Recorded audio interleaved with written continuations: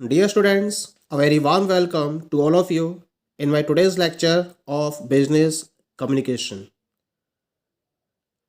आज के लेक्चर में हम डिस्कस करेंगे रिपोर्ट लेखन यानी कि रिपोर्ट राइटिंग के कॉन्सेप्ट पर। क्या कॉन्सेप्ट है रिपोर्ट राइटिंग का? अगर हम प्रेजेंट सिनेरियो में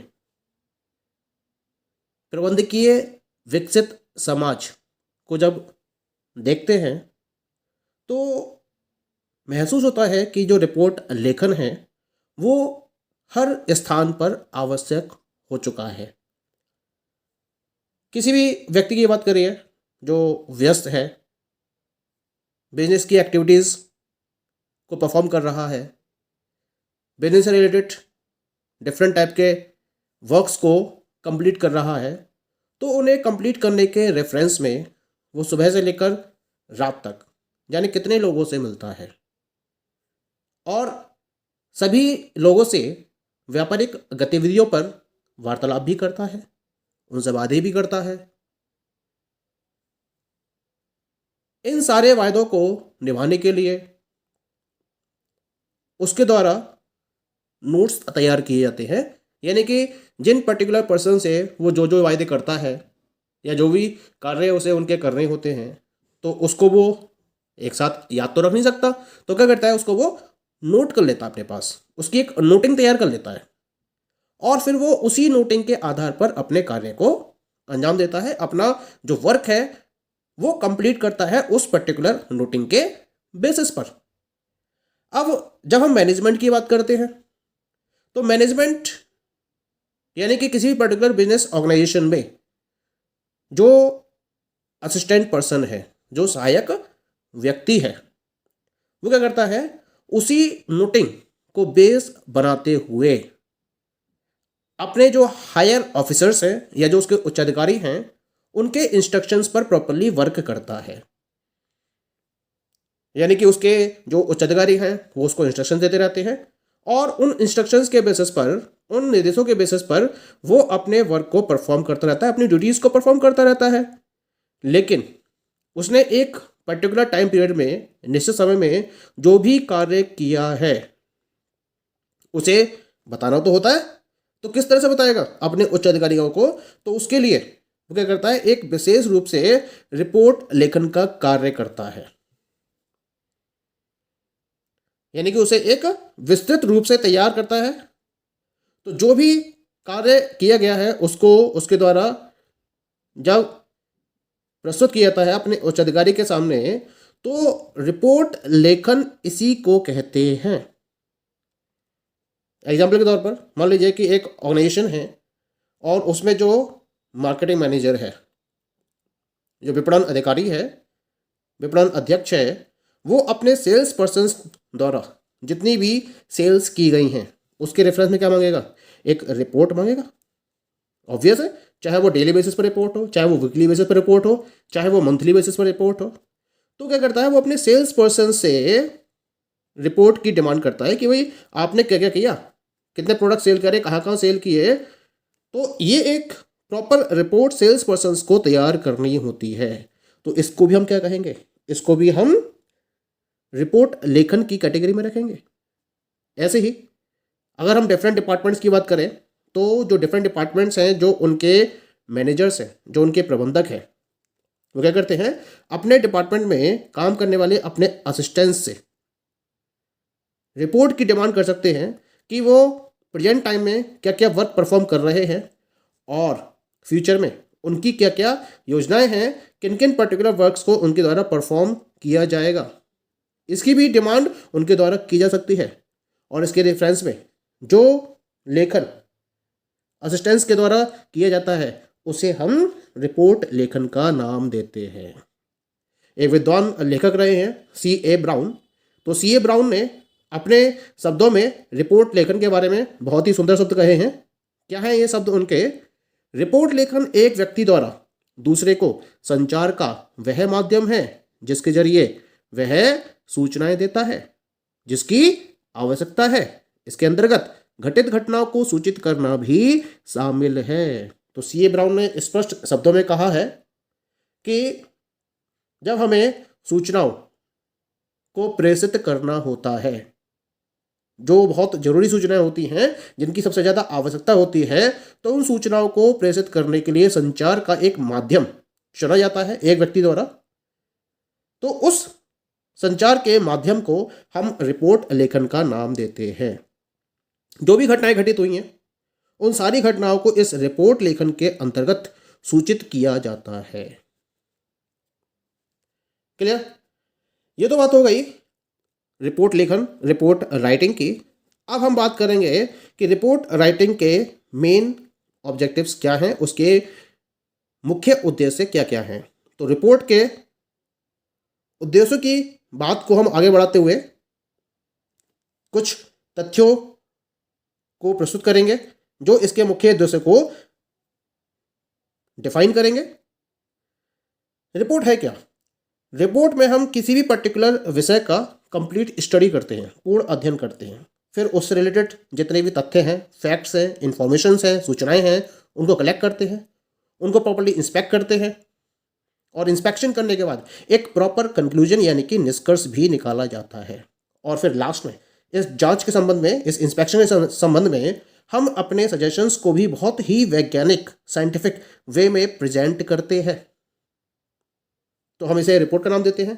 तो रिपोर्ट का यही एक मुख्य उद्देश्य होता है कि पाठकों को एक ही विषय से संबंधित सभी पहलुओं पर एक ही स्थान पर पूर्ण जानकारी प्राप्त हो जाए, कहीं और न जाना पड़े। जब आप किसी भी विषय पर रिपोर्ट लिखते हो तो उससे संबंधित सारे पहलुओं को उसके अंदर इंक्लूड किया जाता है, एक स्थान दिया जाता है, जिससे कि पाठकों को बहुत आसानी हो जाती है और वो उस पर्टिकुलर लेखन के माध्यम से घटना के बारे में संपूर्ण जानकारी एकत्र कर लेते हैं। रिपोर्ट के प्रायः 3 मुख्य उद्देश्य होते हैं। क्या क्या है ये उद्देश्य?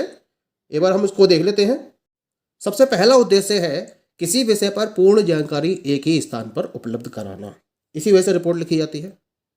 रिपोर्ट लेखन का कार्य किया जाता है, रिपोर्ट राइटिंग के वर्क को फॉलो करते हो, जिससे कि किसी एक पर्टिकुलर सब्जेक्ट के ऊपर अगर आपको पूर्ण जानकारी पता करनी हो तो वो उसी रिपोर्ट के मीडियम से पता चल जाती है। दूसरा इसका पर्पज होता है, ऑब्जेक्टिव होता है, यदि भविष्य में कभी आवश्यकता पड़े तो उस रिपोर्ट के संदर्भ के लिए प्रयोग किया जाना।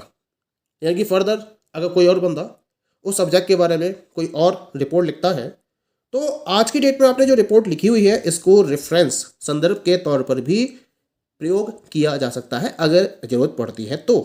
और तीसरा इसका उद्देश्य होता है कंपनी के पॉइंट ऑफ व्यू से प्रबंधकों, शेयरधारकों, ग्राहकों, जनता इत्यादि को किसी विषय पर आवश्यक सूचना प्रदान करना। कोई भी सब्जेक्ट है, आपकी कंपनी के बारे में कोई भी इंफॉर्मेशन है, उसके बारे में आप अपने मैनेजमेंट को, शेयर होल्डर्स को, पब्लिक को, कस्टमर्स को इन्फॉर्म करना चाहते हैं तो उसके लिए भी कंपनी की तरफ से एक प्रॉपर रिपोर्ट राइटिंग की जाती है। क्लियर? तो ये तो बात हो गए उद्देश्यों की। अब हम बात करेंगे रिपोर्ट लेखन की विशेषताएं। रिपोर्ट लेखन की क्या क्या मुख्य विशेषताएं होनी चाहिए?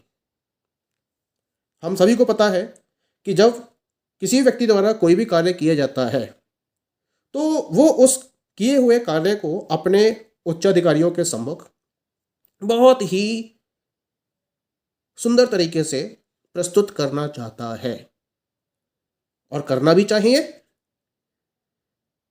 तो इसी बात को ध्यान में रखते हुए कॉमर्स के स्टूडेंट्स को ये पता होना चाहिए कि रिपोर्ट राइटिंग को किस तरीके से प्रेजेंट किया जाए, जिससे कि उस रिपोर्ट को देखकर जो देखने वाला है उसकी नज़र में भी आपकी छवि अच्छी तरह से बनी रह सके, आपकी एक प्रॉपर गुड इमेज डेवलप हो सके।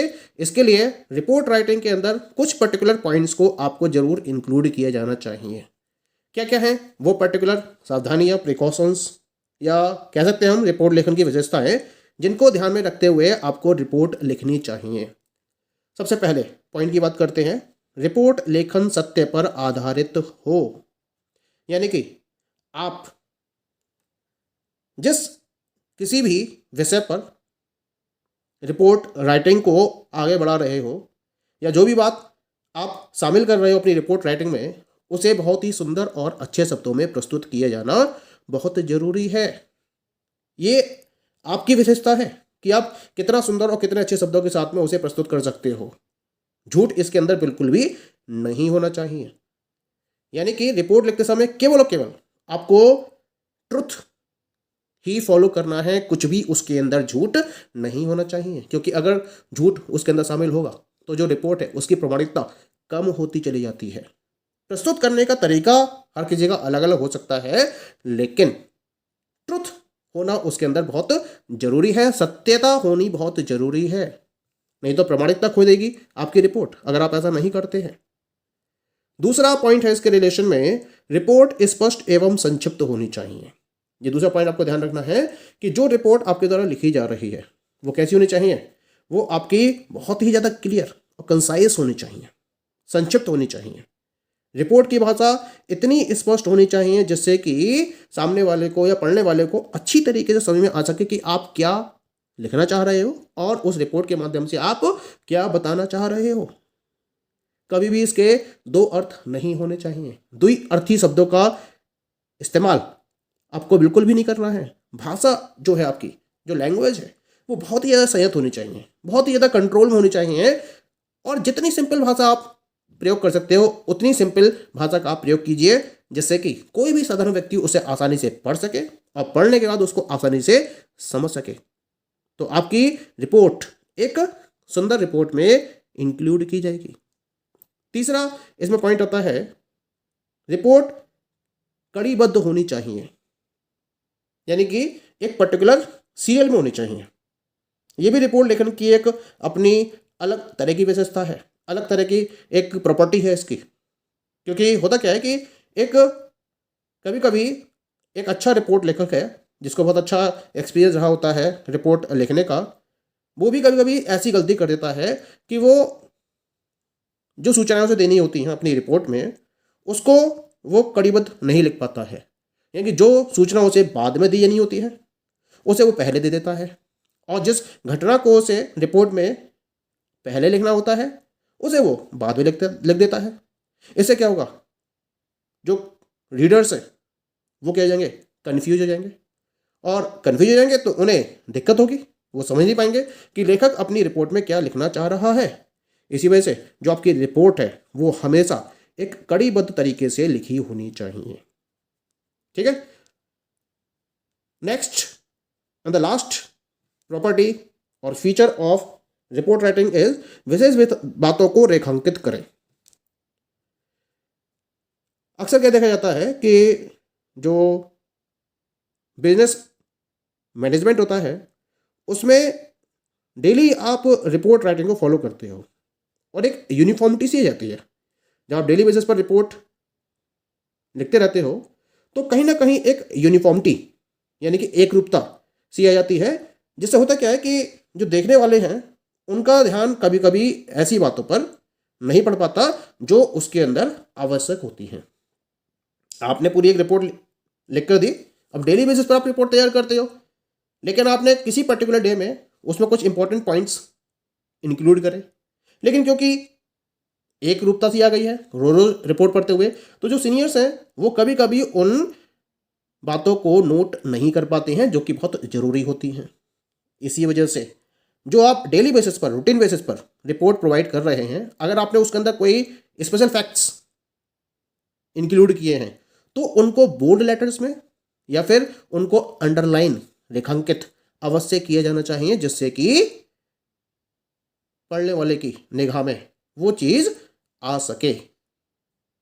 तो ये कुछ पर्टिकुलर पॉइंट्स हैं जिनको फॉलो करते हुए कोई भी एक पर्टिकुलर पर्सन एक अच्छी से अच्छी रिपोर्ट राइटिंग को आगे बढ़ा सकता है या अच्छी से अच्छी रिपोर्ट को लिख सकता है। Okay, thank you.